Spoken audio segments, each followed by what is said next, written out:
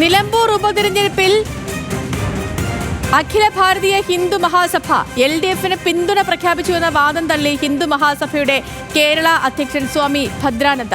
ശബരിമല വിഷയത്തിലെ വിവാദ പരാമർശത്തിൽ പോലും മാപ്പ് പറയാത്ത സ്വരാജിന് പിന്തുണ നൽകില്ല.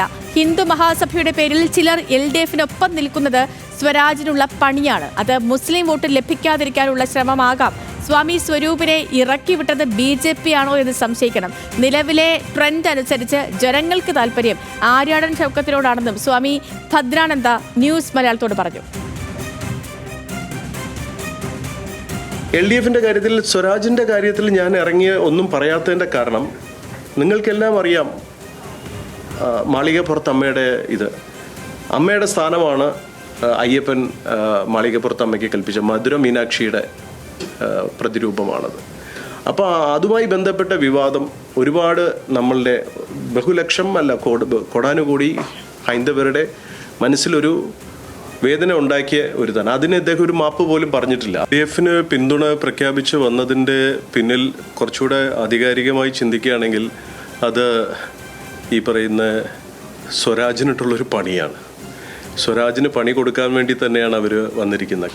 ഈ സ്വരാജിനെ പോലെ ഒരാൾക്ക് ഇദ്ദേഹം പിന്തുണ കൊടുക്കുമ്പോൾ ഇദ്ദേഹം ഒരു തീവ്ര ഹിന്ദുത്വവാദിയാണെന്നൊക്കെ പറഞ്ഞു വരുമ്പോൾ സ്വാഭാവികമായും ഇവിടെയുള്ള ചില മുസ്ലിം വോട്ടുകൾ, സ്വരാജിന് പോവേണ്ടിയിരിക്കുന്ന വോട്ടുകൾ ഒരു തീവ്ര സംഘടന വന്നു എന്ന് പറഞ്ഞ് അങ്ങനെയും മാനിപ്പുലേറ്റ് ചെയ്യാനുള്ള പോസിബിലിറ്റീസ് വളരെ കൂടുതലാണ്.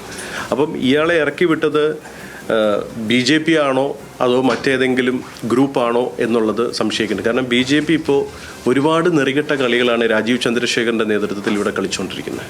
ഇനി BJP ഇവിടെ നടത്തുന്ന, അതായത് നരേന്ദ്രമോദിജിയുടെ ചിത്രവും സംഘത്തിൻ്റെ ആ മഹത്വവും മുന്നോട്ട് വെച്ചുകൊണ്ട് ജനങ്ങളെ പറ്റിക്കുന്ന ബിസിനസ് ജനതാ പാർട്ടിയായി മാറിയ ഈ കേരളത്തിലെ, ഇന്ത്യക്ക് തന്നെ ഏറ്റവും വലിയ അപമാനമായാണ് കേരളത്തിലെ BJP റൺ ചെയ്തുകൊണ്ടിരിക്കുന്നത്.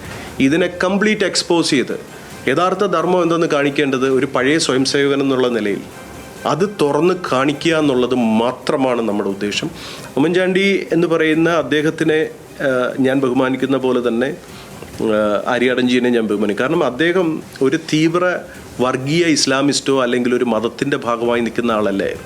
അദ്ദേഹമാണ് ഇവിടെ സനാതനധർമ്മത്തിൻ്റെ മഹത്വം പറയുകയും നമ്മൾക്ക് മുൻപ് നമ്മുടെ പൂർവികരും ഒരു 2 തലമുറയ്ക്കപ്പുറം ഹിന്ദുക്കളായിരുന്നെന്നും ഒക്കെ പറയാനുള്ള ആ ധീരതയും മനസ്സും കാണിച്ച വ്യക്തി അദ്ദേഹമാണ്. ആര്യാടൻ അദ്ദേഹം ജനങ്ങൾക്ക് പ്രിയപ്പെട്ടവനാണെങ്കിൽ അദ്ദേഹം ജയിക്കും.